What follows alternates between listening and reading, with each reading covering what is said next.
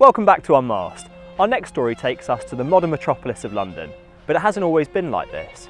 We're going to take you to some of London's hidden plague burial grounds, and I'm going to try a genuine plague remedy that includes more than one questionable ingredient.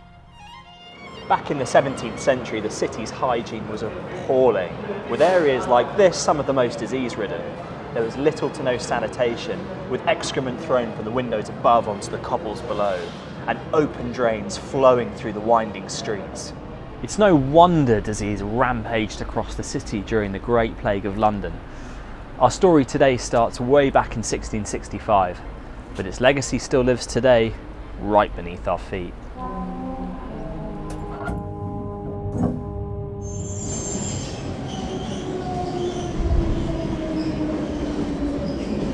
We're currently on the Bakerloo Line and This is Elephant and Castle. thousands of commuters use this line every day, but very few know what lies at the end of one of its darkest tunnels. Here at the London Bakerloo depot lies a passage into the heart of darkness. From here you can see two tunnels. The left side services commuters around London, but just metres away, the right side tells a very different story. It's most commonly used as a last resort for runaway trains, but if that wasn't scary enough, what lies at the end of the tunnel is a sealed-off burial pit for victims of the Great Plague. One line services the living, the other the dead.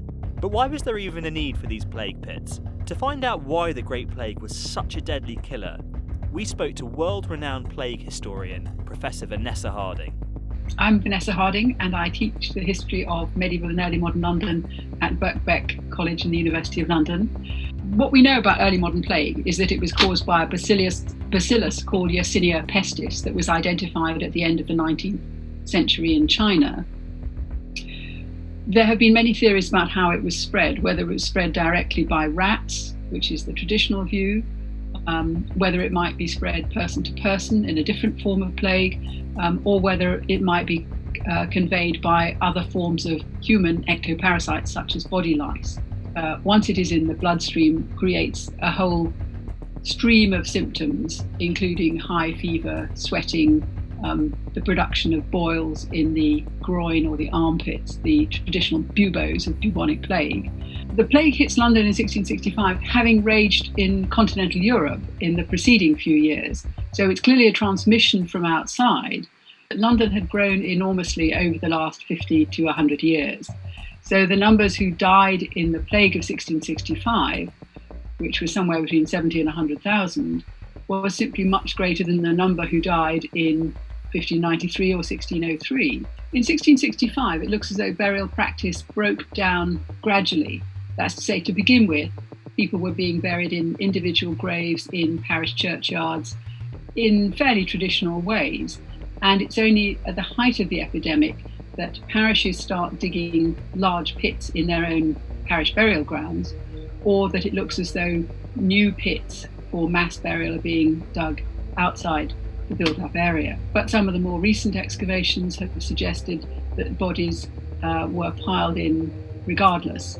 That's to say, they weren't laid out, they weren't necessarily shrouded, it doesn't look like orderly burial. Soho was on the very edge of the built-up area at this time, and I think that's why it was Lord Craven favoured founding a pest house and a pest house burial site there. Today, Soho is one of London's most wild and flamboyant areas, but it's home to a dark and gruesome past. Beneath the feet where punters drink lie the forgotten remains of Pest House Close.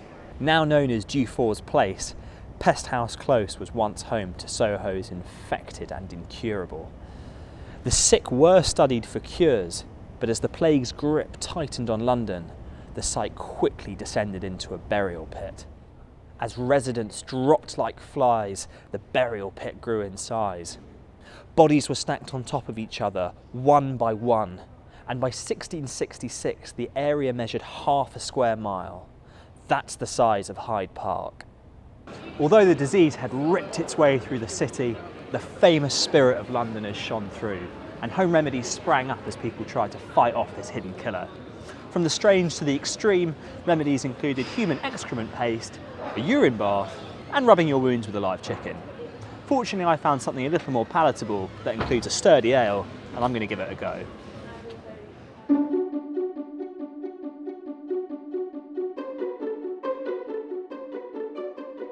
George is channeling his inner Stuart peasant today and making a traditional Great Plague cocktail, fusing ground eggshells alongside marigold petals with a treacle topping, all stewed in a warm ale. You'll be pleased to hear we've decided to spare the live chicken from being rubbed up against me today, but we have pinched one of her eggs. Now, eggshells would have been ground up and used to capture their minerals, which were seen as good for bone health. To that, we next up have marigold petals. Now, marigold petals, like many petals, contain vitamin C, which is something we still take to this day when we're feeling a bit run down. With that, we've got treacle. Now, I don't really know why treacle was used, but I can only assume it was to make the whole thing a bit more tasty. All of that taken together is going to be added to a pot over a warm fire and added to a hearty ale.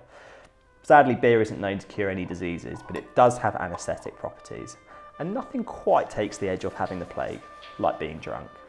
So we've got our finished drink here. It doesn't look very nice, I have to say. I can see a lot of marigolds floating at the top, and at the bottom there's some eggshells floating around. I'm really hoping that the treacle helps with this, but I think maybe I should just give it a go. To good health.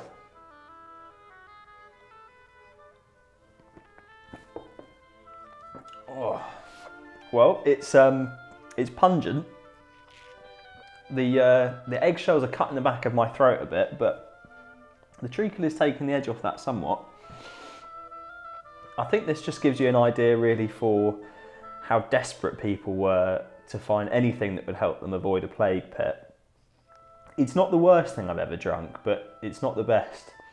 And I think I might have to go pick out some eggshells from my teeth now. So there you have it, a few tales from the plague pits of London. But if I was to tell you that this deadly killer was stopped in part by a pastry, you might be slightly confused. But that's exactly where our story ends today. Overnight at a bakery on Pudding Lane on the 2nd of September 1666, causing another tragic event for the city, this time the Great Fire of London, which killed off the rats and fleas which had been causing havoc on the city throughout the plague. But ultimately, that's a story for another day. Thank you for watching. I've been George, and we've been Unmasked.